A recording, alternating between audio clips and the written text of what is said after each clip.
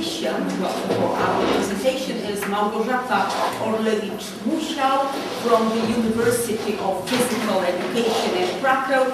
Unfortunately, she couldn't come because her son has examinations for the high school, so she had to support him.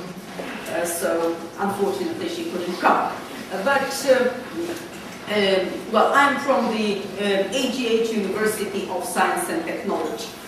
The question is, do urban green areas include all the aspects of sustainability? When we think about sustainability, we obviously think about nature, but sustainability contains also economic aspects, social aspects, and sometimes well-being aspects are also added. Of course, nature is present in any green areas, and they are enclaves for wildlife, but economic aspect is also present because green areas can be rented for some mass events which are commercial events. And another aspect is important because the areas, it has been proved that the areas close to green areas have higher economic values, for example, for the development. People would prefer to live in nice areas surrounded by green areas, so that's why buildings there can be more expensive. Of course, there are social and well-being aspects of green areas as well. For our case studies, we selected 4 areas which are the most representative for the city of Krakow. So one is the area of Planty, which is in the photo here. This is the green belt surrounding the old town of Krakow. So in the very center. The other is Błonia, which are meadows near the city center, but the structure of buildings is different. It used to be outside of the city. Nowadays it's inside the city, and it's quite unusual thing to have a big meadow inside the city. And the other 2 areas are situated in a relatively new quarter of Krakow, which is called Nowa Huta, New Steelworks, and it was built in the building started in 1949, and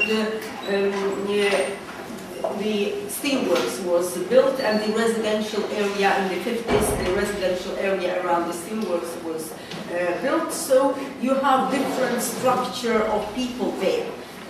People living in the old Krakow, they are different kind of people, middle class people, but there are a lot of students as well. And in Nowa Huta there were mainly villagers coming to work in the steelworks, so they became workers, and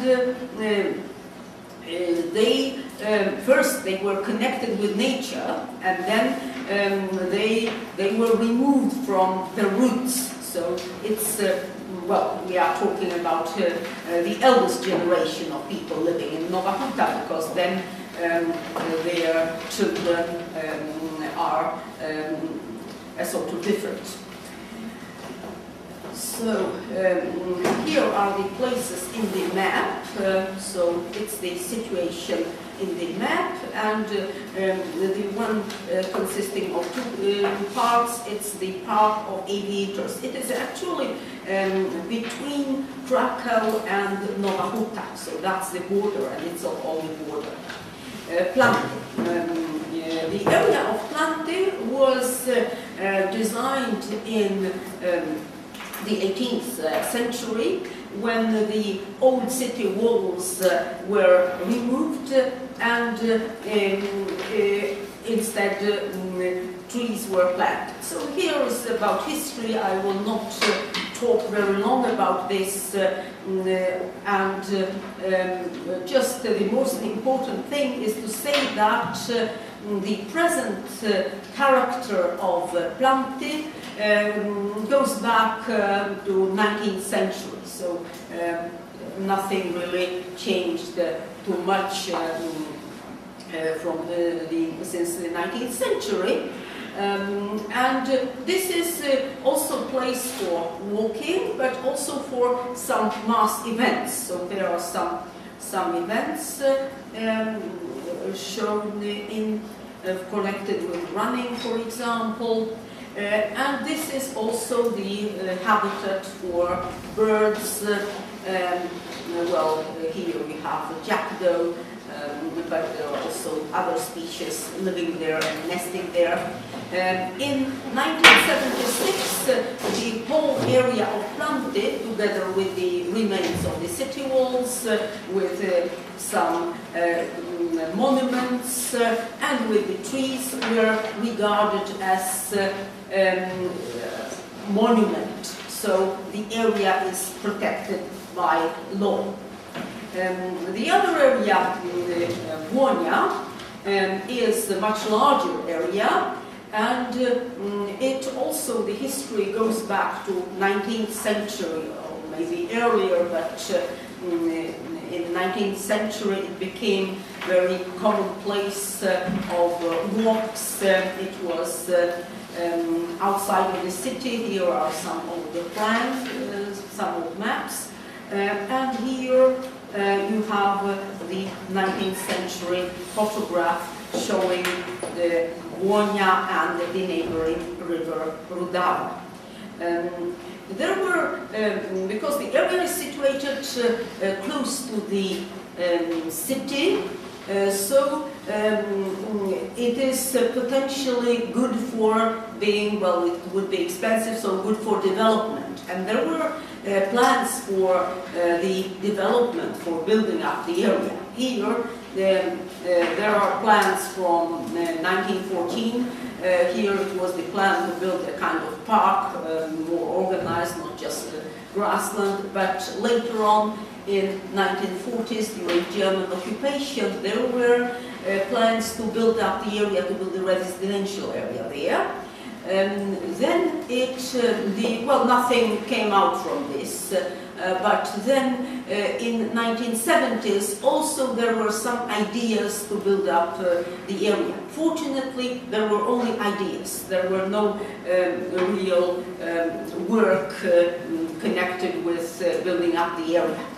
The area was finally written into the list of historical monuments, so that means it can't be built up, it happens to be left as it is.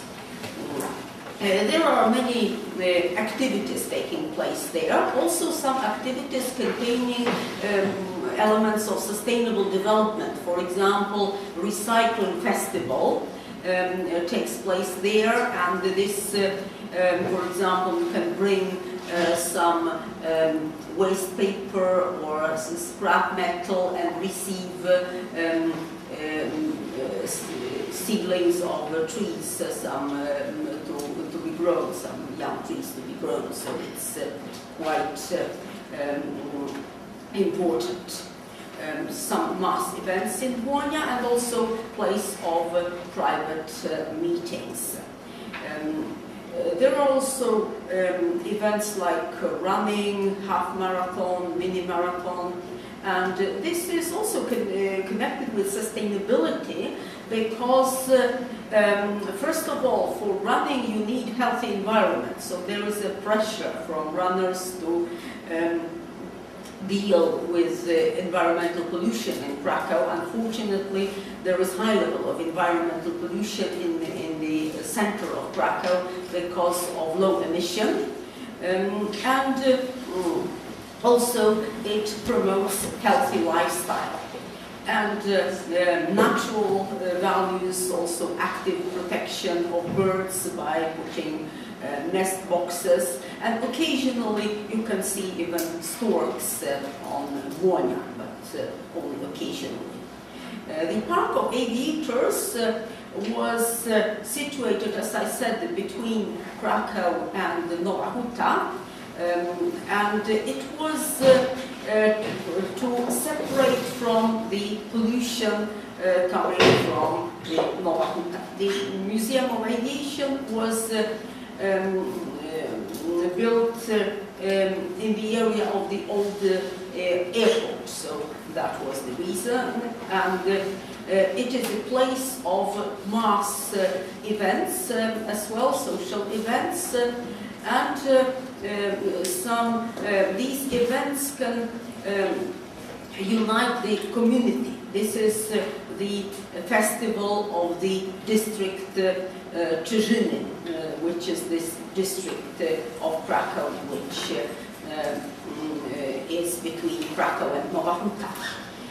There are also sports events there because it's situated near to the University of Education, physical education. So you have some students exercising there. And also they are cleaning up the area. So some activities in winter as well. And here there is the example of cleaning the area from rubbish, and this is not only aesthetical value, but also rubbish is dangerous for animals. They can choke with plastic bags, so it is important for the environment to keep it free of rubbish or waste. The Nowa Huta Meadows is the area which is close to the central part of the residential area in Nowa Huta, and it plays a similar role as Błonia to the residents of the old city of Krakow. So this is meadow near the residential area. And here you can see the built-up area, and you can see the meadows of Nowa Huta. It was written as a so-called ecologically useful area. So this is a special status of protection where wildlife is protected there, but many activities are allowed. The only condition is not to disturb the wildlife. Otherwise, for example, you can cut the grass, and actually the grass should be cut because otherwise we will have forest, we will have natural succession, and in this place we want to prevent natural succession. And there is a didactic trail there, so here is the best developed example of environmental education, because you have a lot of information about nature there. And also right now, but for tomorrow, it's scheduled to have a botanical workshop in the Nowa Huta Meadows, and so it starts tomorrow for the Days of Earth. At the end, I would like to talk about the results of a small questionnaire in Nowa Huta about the preferences and the group which was examined. There were people who were actually in the area, in the Park of Aviators and in the Nowa Huta Meadows, and they were asked what they do normally in the area, and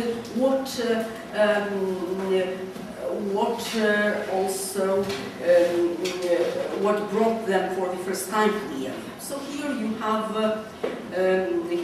the results of the questionnaire, and you can see that the main activity is just stroll, just walk. But you have differences because in the Park of Aviators you can't walk with dogs, so you will have no this activity. And other activities are similar physical exercises where also this element was also present.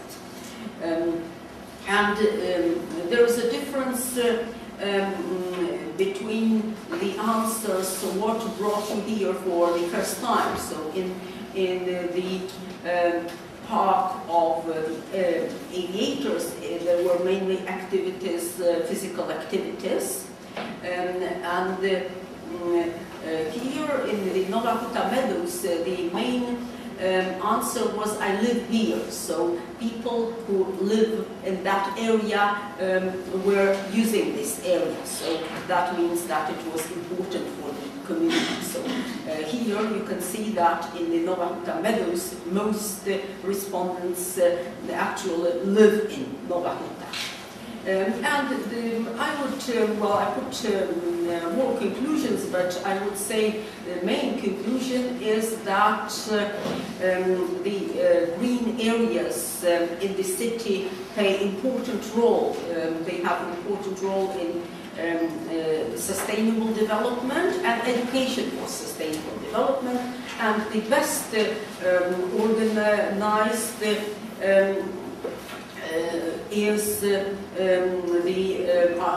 the area of the Nova Huta Meadows with most environmental activities. Here is the literature and the acknowledgements, and thank you very much for your attention.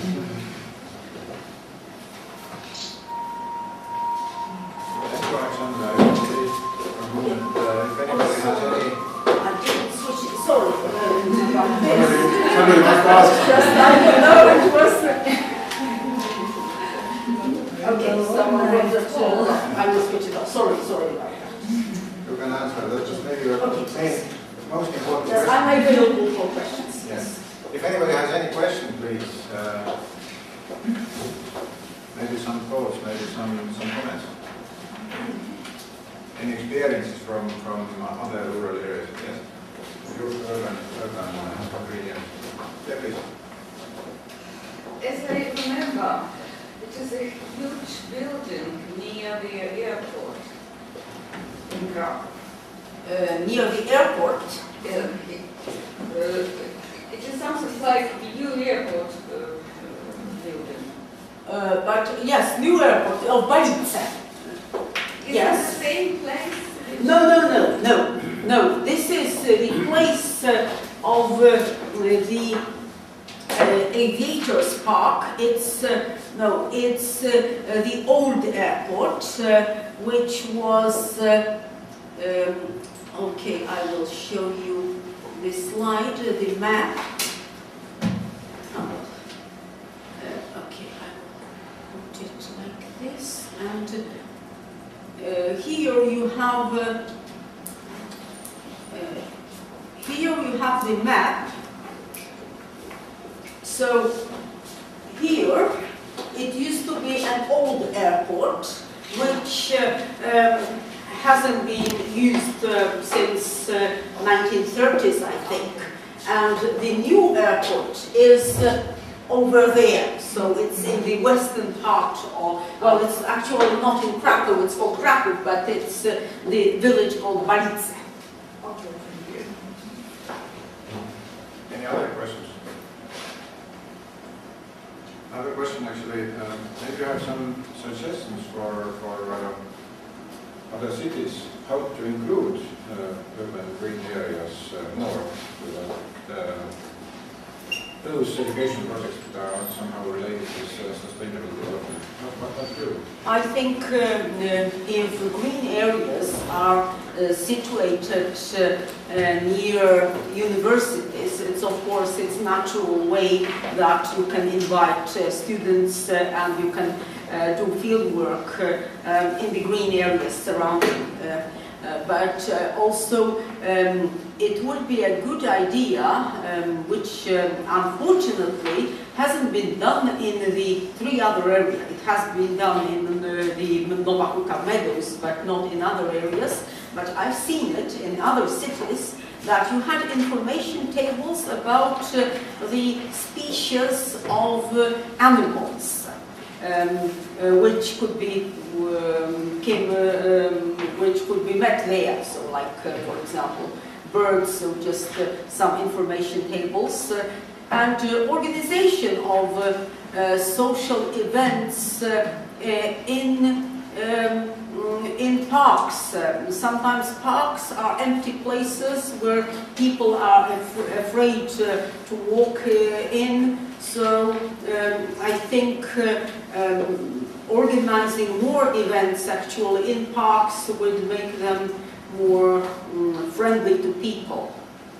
Because, well, there are different parks, some of them in different cities are neglected. Maybe you have some best practice examples from your own region that has been done related with those universities or other educational programs which have been running. For example, classes for students referring to recognizing birds in the field. They are made in a park near Wagner. So that's one. Some activities, as they were shown, like collecting rubbish in the park. So, as I mentioned, recycling festivals. So you can provide some waste and for recycling, and you receive some plants to be planted. And it's usually on the Day of Earth, which is in spring, and it's the time of planting trees and so on. Thank you very much, Aleksandra. Okay.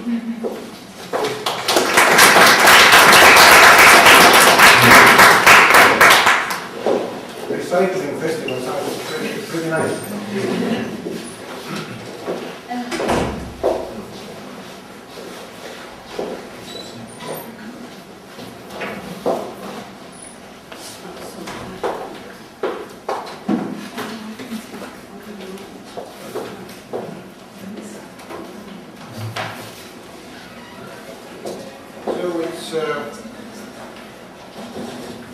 Dzineta's time, and Dzineta Dimante from Latvia will speak about small businesses in Riga and that experience. The floor is yours. Thank you.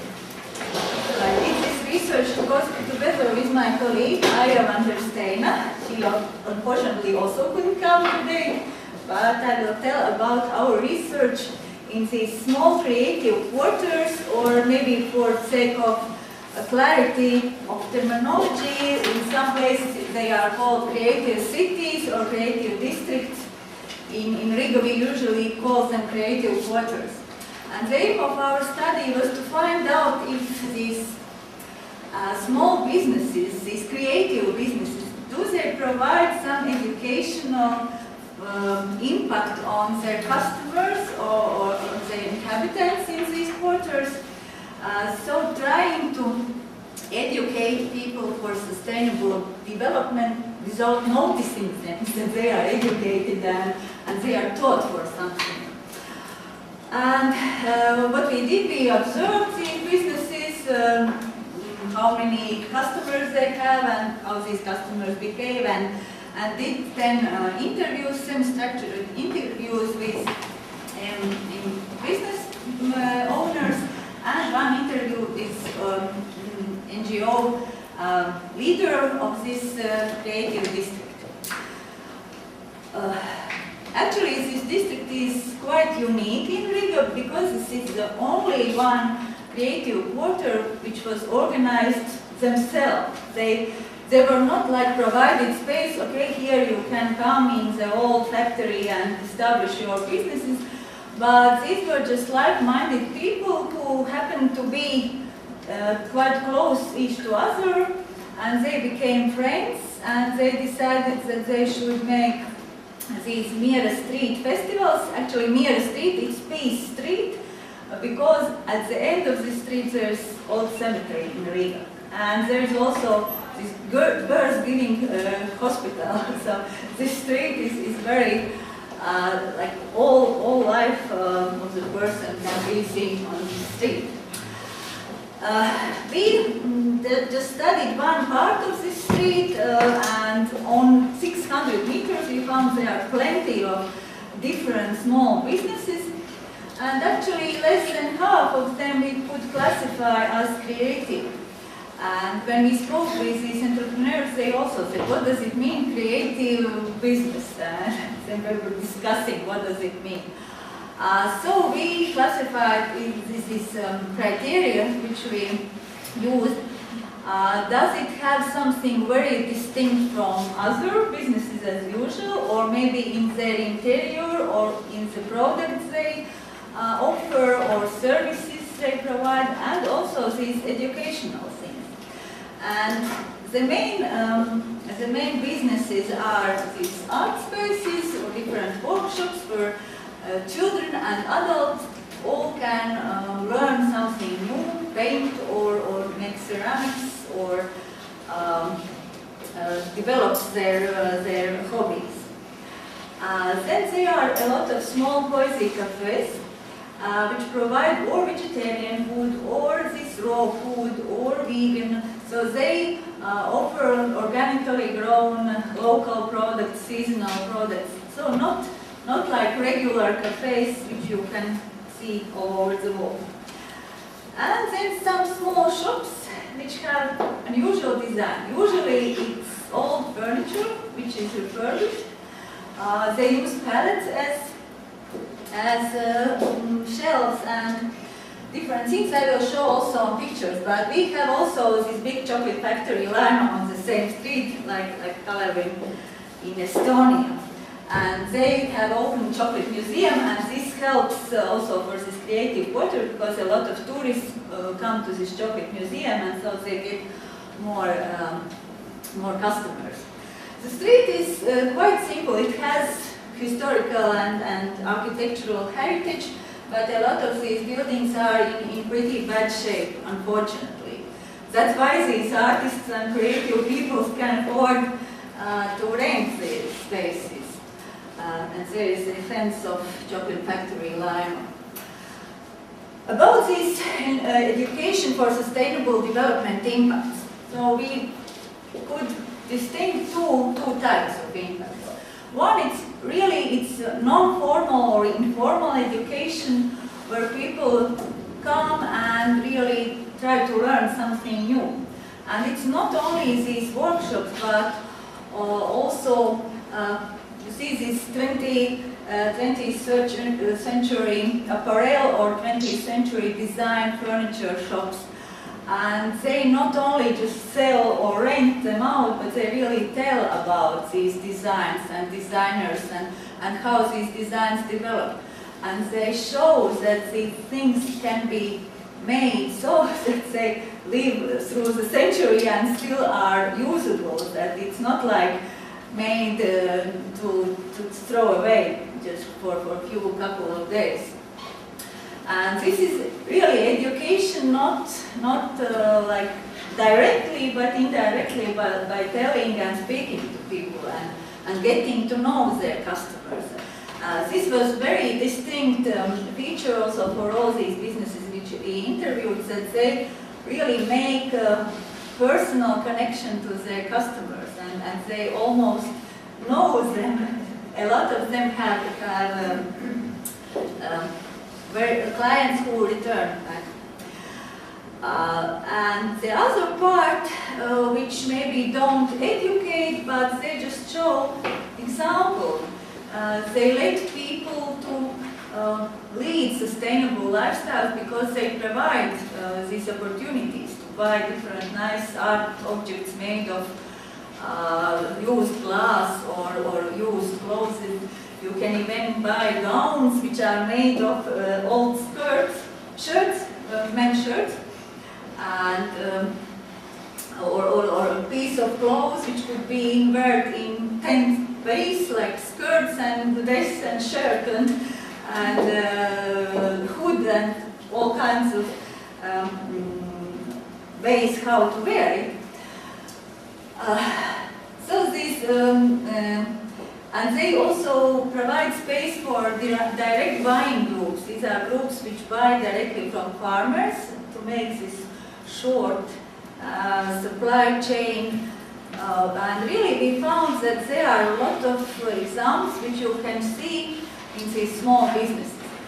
But when we asked in the first place, do you try to teach something to your customers? Do you try to educate? They say, maybe.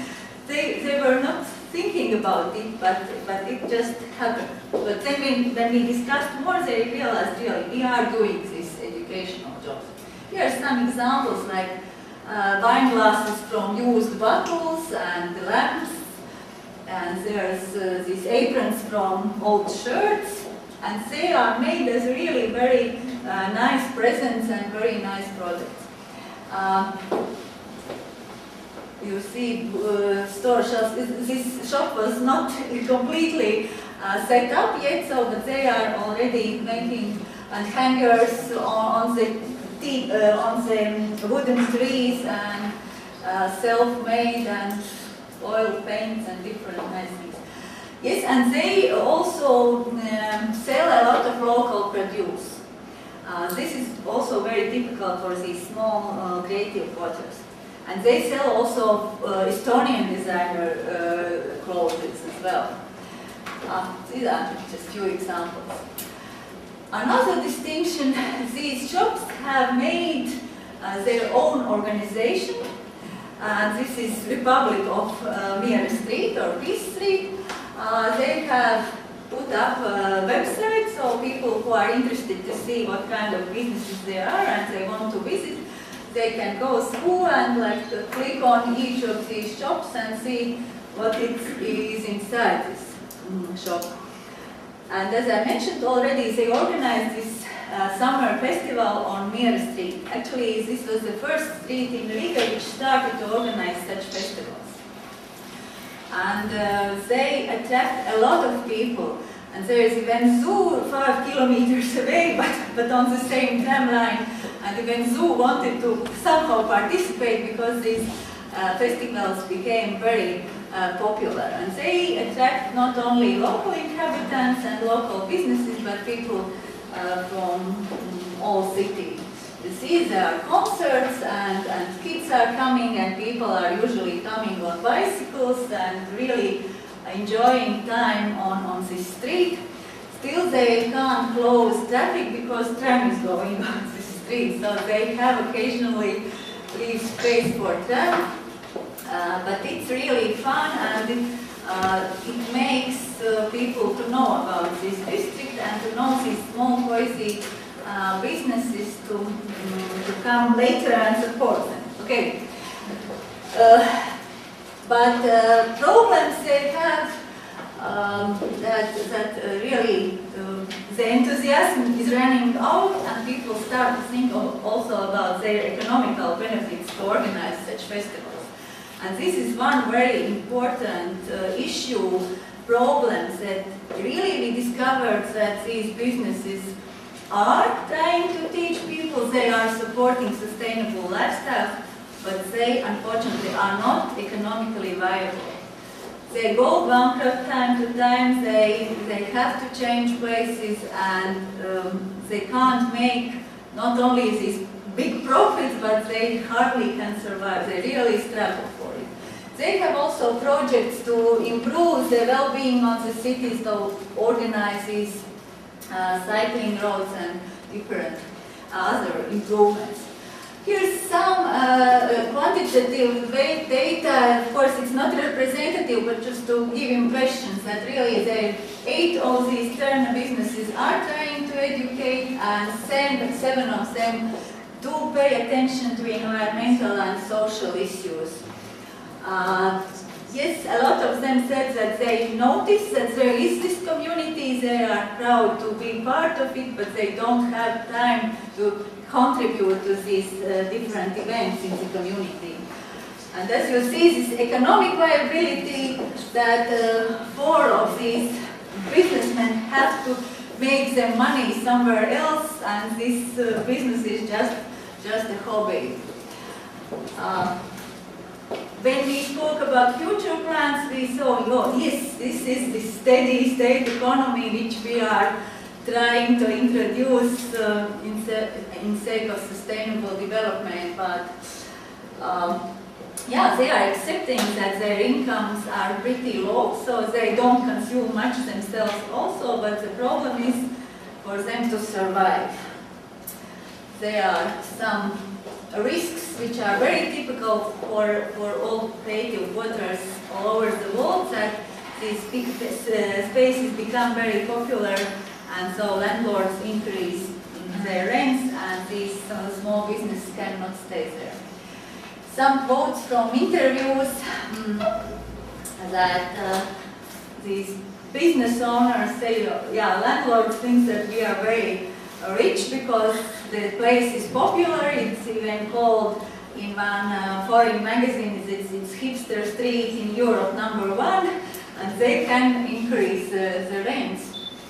But some of these neighbors again say, oh, you know, these creative people, they are so lazy, they are just thinking about these creative things and they really don't work, that's why they fail. But I think according to today's keynote speech, it's not really profit maximization, it's meaning profit maximization. We just have to find ways how to make them economically viable. They provide some jobs, and our suggestion is that really they should continue these different community activities to make these festivals, to promote the streets, so it will be more likely that these businesses will survive. So probably they should elect their president of republic or make rotation or something, and maybe they need some marketing. Of course, it's not very sustainable, but some marketing so that the people come and really choose their products, these local and design products, not mass production, very cheap, but unfortunately only for a short time. Yeah, and there are still places for tourists to come. There is not many yet of them, and what we would like to ask, if you are interested in creative quarters in your cities, maybe we can cooperate, because this is really beginning of the study, and we are trying to continue studying on these creative quarters. Maybe we can make consortium and study these quarters also in Tallinn, in Warsaw, in Krakow, or somewhere else. Yes, and we are going also to survey customers and ask if they feel these educational impacts and sustainability impacts. Yeah, thank you very much.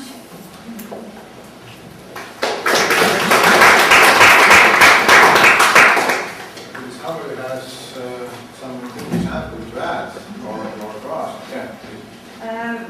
You said that they do some education, but this is only for the people who come in, especially to the shops, right? Yeah. But what about the school children, for example, high school students? Maybe it would be a good solution for groups to come and they would explain each their own little part of sustainability. This would become a part of some class, for example.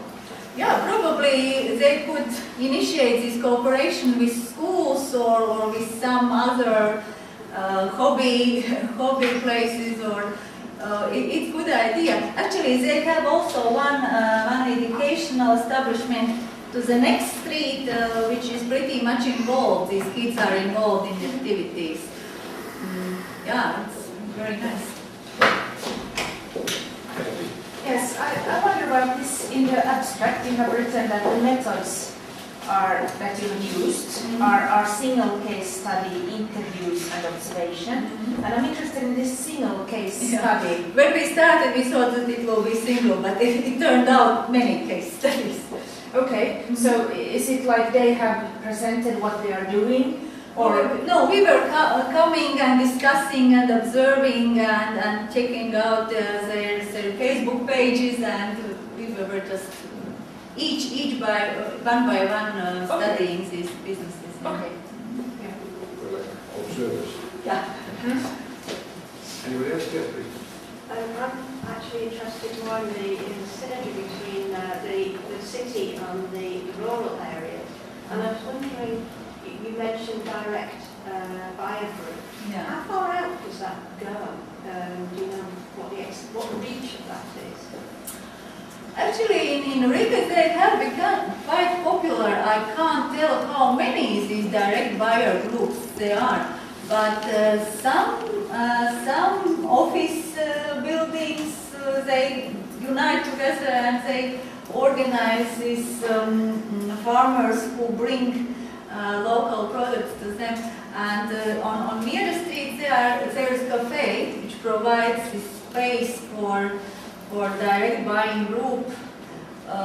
You mean how far these products are brought in from Riga? Yeah, yeah. I'm just wondering how, because I mean Riga is such a, I mean I live in Latvia, so and it's such a large proportion of the population and then so sparse outwards. So I'm just wondering how far out that reach actually goes. Actually, I didn't ask, but when I will continue to research, I will ask how far they are bringing in. Okay. Sorry. Yes, anybody else, please? I have actually a question. Maybe this is also a question for everybody. How do you initiate those local communities and also local small businesses in those quarters, especially in cities, to be more active in social sustainable development and also education? How to do that? Because if, like was from the morning session, living in an area or community that is sustainable, it seems like it's normal. And stepping out of it, it looks like not normal anymore, so much for the others, or outsiders, or people who are observing it, or what's going on. So how to enforce people, how to step into that unknown and say that this is something? I think it's very, very difficult to impose somewhere from outside. You can just facilitate, to promote, to support people who are doing this inside. But actually it all depends from people who are in this. Because this quarter was created really on the force of these some enthusiastic people who started it. Unfortunately, some of their businesses have gone already. But they have stayed as a part of community because they got friends there. I think it's almost impossible to enforce from outside, but you just have to be, municipality should be very supportive for these people. And I just during the break spoke with an Estonian who told about the Skala Maju problems, that the municipality is going to build road. I said, okay, maybe we should really start to research how important are these creative quarters to show municipality decision makers that it is part of a solution for sustainable development. We can't do everything just in sake of economic benefit. Yeah, that's very important. And the other aspect is like more or less everything starts from your own kind of perspective of life, perspective of understanding how to live, what is sustainable living, and what is your own self-realization. And from that comes self-organizing kind of initiative to do something. Yeah, and these entrepreneurs, they said that many of them have failed in their profession. They have not found meaning in their profession, and they have started these small businesses, and they have found this meaning and pleasure and joy. Thank you. Thank you, Dzineta. Yeah, thank you.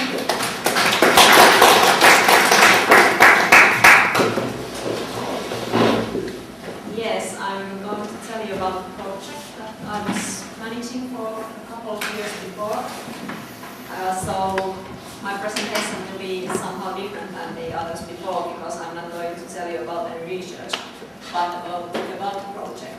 And it's called Rahtaila in Finnish, but we turn it in English like on board.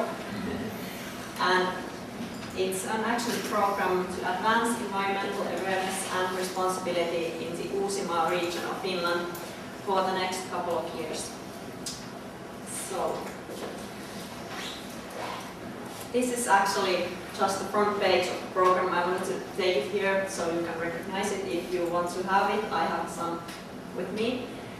And of course it's online also, but in Finnish, so there won't be so many of you who can read it, unfortunately. And because it's made for Uusimaa region, I thought that there should be some details about Uusimaa, because it's in many different ways a little bit different region than the others in Finland. Population is about 1.6 million, and in the whole Finland we have about 5.5 million people, so most of us live in Uusimaa, which is the small point here. Yeah, here. And also the population density is really much bigger in Uusimaa than in the other Finland. So, well, small place and most of us living there. Also, we have our capital Helsinki in Uusimaa. But then, about the program, we were thinking that we need to somehow mainstream the good practices relating to environmental awareness and responsibility. We wanted to promote cooperation and networking. We wanted to support businesses in environmental issues and responsibility. And we wanted to promote sustainable business practices. And we got the goals. Some of them were from the investigation we made in the beginning of the project, but some of these, maybe most of the business goals, are something that we thought are not in that high level that they should be. And then I also took something from our Finnish government program. It said in there that there is an objective to develop Finland into the most environmentally conscious society in the world. Well, we are doing at least something for that now with that program. Just changing maybe Uusimaa, but at least some of Finland. And of course, I have to mention our main sponsors, which were Uusimaa Regional Council and Ministry of the Environment. And then there were a big group of us making the program and also funding it. The biggest one was the Uusimaa Center for Economic Development, Transport and the Environment, Jätkusuutlikud in Finnish. And then we had some other actors like the biggest cities in the area, Helsinki, Espoo, and Recycling Center, and actors like that. And we were doing the program together.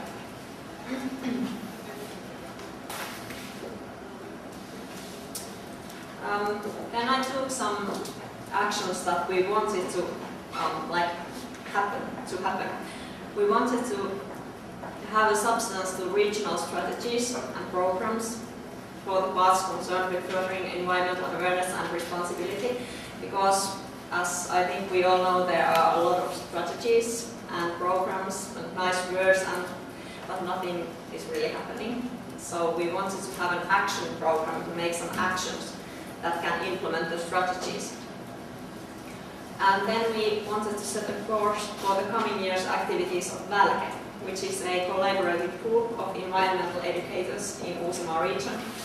There are actually a lot of us here in Tallinn now who are involved in this Wagner group.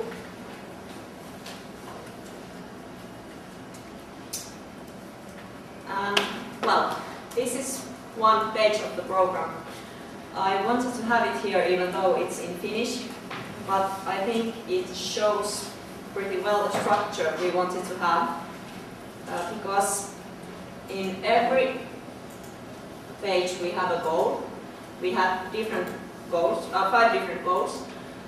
This is goal number 2, which says actually that inhabitants in the Uusimaa region should have an easy way to make sustainable choices in carbon neutral Uusimaa, which is quite a big goal. We are not carbon neutral yet, but maybe someday. And then we have actions. 3 or 4 for every goal. And with every action, a target group. With this goal, it's mostly inhabitants. Then an indicator. I think this was maybe the hardest part to find because, well, there are not too many indicators which really shows you if something is sustainable or not. And we didn't have that much resources to make new indicators and follow them. So we had to find and choose the ones which can show us something about the thing we are trying to do. So we also have some plain parts here. Then, the most important thing, with every action, we have someone who is in response. So this makes the program really happen. Or at least we have started some actions already. And we have cooperation partners also. So nobody has to do the action alone, but there's always someone who is in response. And now when we have been implementing the program for that last year and this spring, we have started with some kind of kick-offs where we have had a responsible party and we have had the partners included, and they have been thinking together how they can make the action happen before 2017. So with some actions it has gone really well and they are really happening, and I think they will manage to do things that we have thought they should do. But of course there are also some actions that are not going that well yet. Maybe later, I hope so. But I think the structure of the program and those different kind of responsibility parties and cooperation partners have made the program really happen. But actually, that was my last slide, so thank you for your attention. Thank you very much, Maria. If anybody has any questions, please. Can you give us some examples? What are the concrete results of this program? Well, I cannot talk about results yet because it's about to happen until 2017, but well, now we have some projects that have come because of this program, that we have tried to find some money to implement them, and we have made some new networks and cooperation groups who are making the actions happen. So I think that's a good result already, even though we don't know how it's going to be. The target groups of this program, can you tell me about these?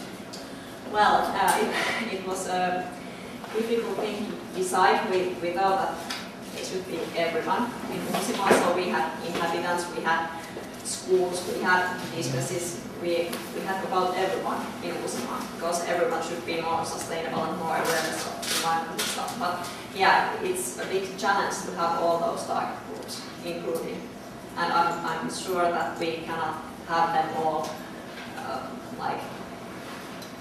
we cannot make an action for every target group, even though we try.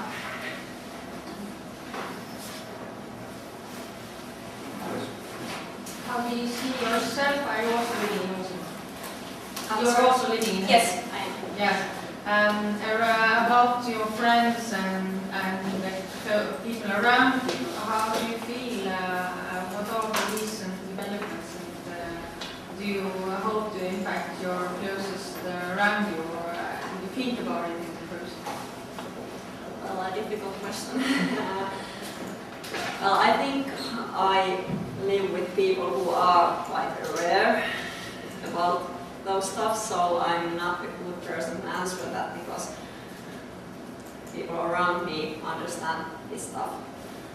But of course there's a lot to do, but maybe I think the business is the biggest challenge because there are a lot of small business in Finland, I think everywhere, but if there's working only 1 or 2 persons, they don't have the resources to take care of the environmental stuff also. They just try to do money to live. so they cannot think about that. I think that's something which should be improved. Do you have some action towards this goal? Yeah, we have a goal for different kind of organizations, and it tells you that every organization should have some kind of program for environmental stuff. And actually we have some nice things that you can use in Helsinki mostly. There are ilmastoinfo, climate info, which helps small businesses to improve their environmental stuff. So there are options, but they are not so easy to find, and mostly in Helsinki, not in the whole Uusimaa. Any other questions, please? Yes.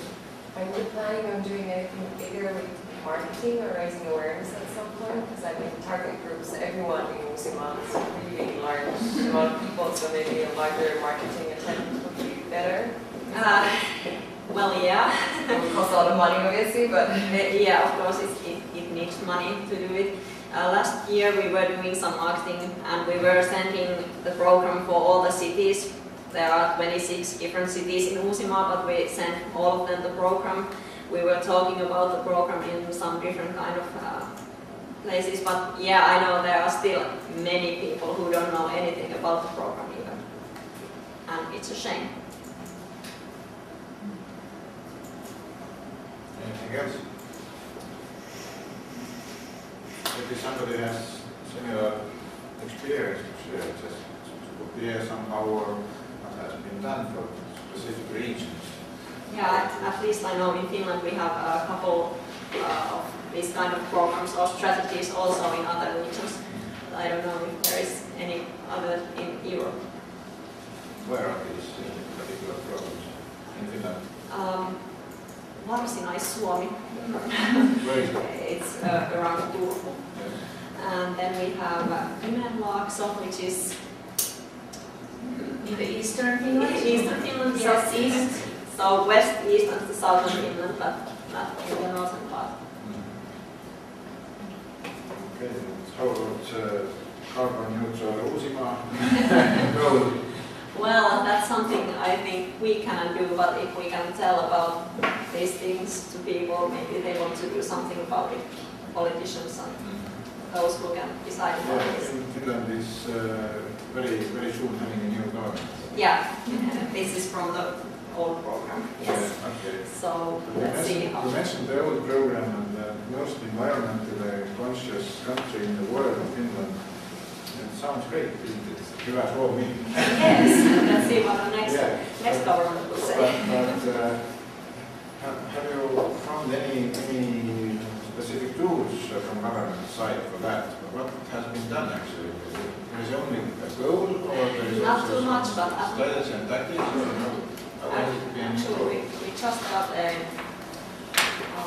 what was the name of the note we got from the government just this week? Using the Ministry of Yeah, Education and yeah. Culture Yes. and the Ministry of Environment, they have had this network group that have worked with how we should work with ESD after the decade. So they have looked at the gap on ESD and planned that we should actually have more action.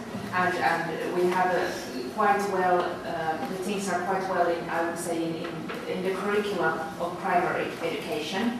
And maybe in high school, they will also change their curricula. But I think that the main goal for that group was that we should enhance ESD. And they will do something, but they didn't say in the actual, what will be done. But that more should be done, and that there should be a group that's working with it.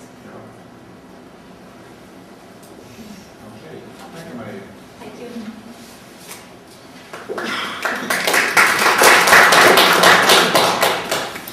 And before we go to the coffee break, I would just like to write a question here. What seems to be the most important thing in sustainable development education? What seems to be the most important topic to rise up, for example, in our final panel discussion. What seems to be the most critical question, how to raise public awareness in these issues. What do you think? Is there any good insight for that? Because it seems so that everybody is more or less thinking and talking about it, even in the government level. But still, somewhere everything ends. I don't know. It seems to me.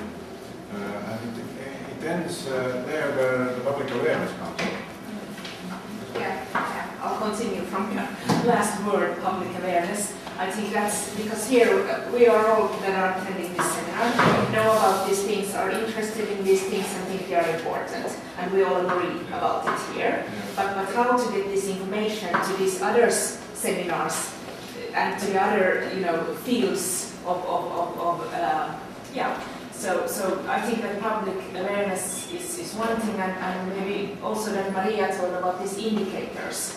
I know that after the decade that they had some group that made some kind of indicators for ESD that could be globally applied, but I have not seen the last report from that. But I think that if we could get some kind of indicator so that also the community members and the ones who are not working in this field would understand the importance and what's actually done. I mean, we have heard a lot of examples here in the different sessions, and they should be, told to the community. But I don't know how, because we can't use the same thing. We understand each other here, but how does someone else who haven't studied my field understand what I'm doing? How should I communicate it? So that everyone would understand what's done and what should be done, and I think it's indicators and communication and of course transdisciplinary, interdisciplinary seminars,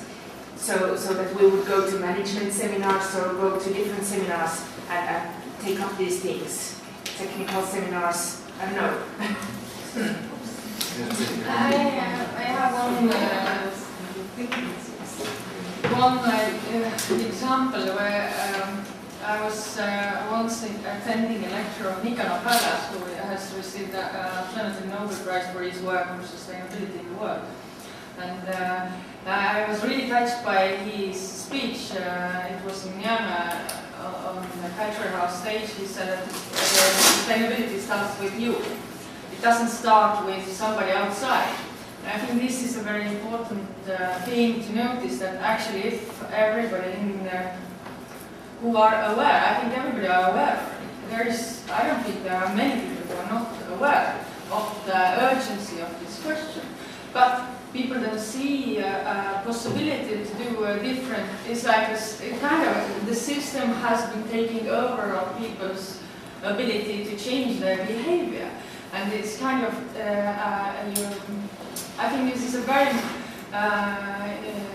is a question that should not be set out there, but instead towards yourself and start within yourself to the people around you, and just to really start with simple things and really do different everyday actions yourself, and then it will start to grow.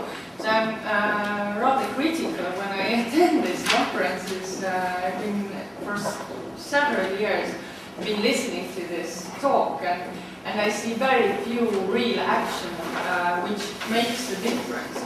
Because for the Western world, people have to give up their comfortable zone.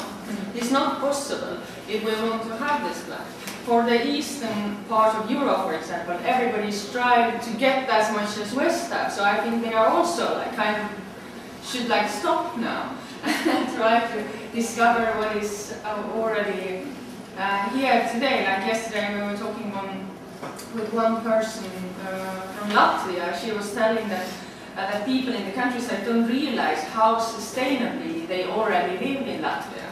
Because they don't have so much money, they actually are producing everything ecologically, they actually don't travel much, their footprint is already very small. And I mean, this is a good example. If you travel to Eastern Europe, to the countryside, you see so many sustainable communities.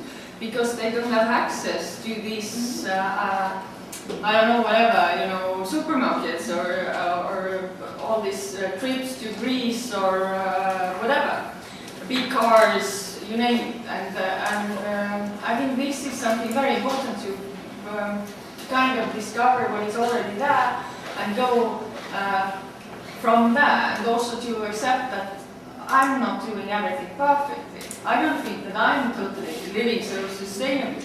Every time I travel, I think, should I go there or should I stay at home? Is it worth going?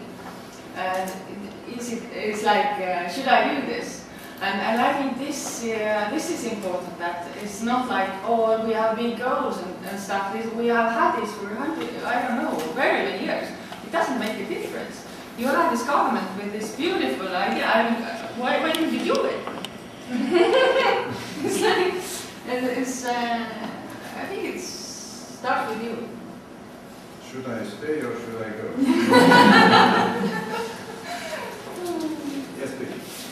Well, I don't know why you mentioned travel to Greece as something unsustainable, because tourism can contribute to the development of the countries which are visited, so it can be sustainable as well. So, I think sustainable development, I'm not in favor of sustainable contraction. I think it still should be the development. So it should be looking after the needs of the society and environment, but without compromising the quality of life. Because when you drastically lower the consumption level, you will lower the quality of life as well. Yes, that's a good point. And because You're talking about starting with us, and you gave the example of Latvia. I live in rural Latvia, about 100 kilometres east of Riga, and it's not very sustainable. People don't feel very good about living where they are. And this is the issue that we have, is sort of how people are leaving those countryside because there are no jobs. Although then sustainably, as far as their footprint is concerned, it's not sustainable. They don't feel like they can stop there. And so it's like, it's another word, if that word has been used in so many different ways and has so many different implications. I don't know the answer to that one, absolutely. Yeah, I also am very much aware. Thank you. Any other insights on that? Because if we think that, like, it wouldn't be nice to recognize that we are one of these who are living in kind of brainwashed societies, member of brainwashed societies, isn't it so? But we are, if we don't do anything, like, okay, we do somehow, more or less. But how to step out from that? How to step out from that, understanding that the others are not doing and even not recognizing that sustainable development and educational side might be interesting. I was talking on a TV guide yesterday about the conference, saying that it's an international conference here, it's very interesting, and the answer right away came back that, okay, you have some lections there, but what is interesting there? Like, lections might be interesting, but this is not interesting for us as a cameraman, for the TV news. What is interesting there? I said, come and hear, come and look, come and see those nice, pretty amazing examples of educational tools that are presented. Yes, but what is for camera there? Yeah, okay, nobody will be killed, and nobody will be hacked, and nobody will be attacked, but definitely there is something for camera. The camera seeks all the time kind of action, aggression, different type of messages. So what should we do? The question from my side, what should we do to raise the issue? Yeah. What is it? Anybody has any good example from their own organization or country or you know somewhere what has happened? Because we all have been related with different sustainable development initiatives. But at the end of the day, we face the same question: how to communicate. What to do then? Yeah. Yeah, I have I was thinking about one example when Dzineta, when you presented this your case, because you mentioned that they had made these clothes from men's shirts, and at least in Finland we have this trademark Globe Hope that have actually made. They have been 5-10 years, and they have grown bigger and bigger, and they take and reuse old textiles and make new products of them. And I think, at least, that I have seen at many conferences that they have their products to sale, and that's, I think, is one good example. They have actually made a trademark of this idea, and that way get more publicity than if you only have, a smaller company. Yeah, reused stuff and production brand. Yes. Okay, so it seems so that we have a lot of homework to do, isn't it? So it's not just like we're doing something. It's quite a crucial thing. So let's have a coffee break. Thank you for your attention. Thank you for the presentations. And let's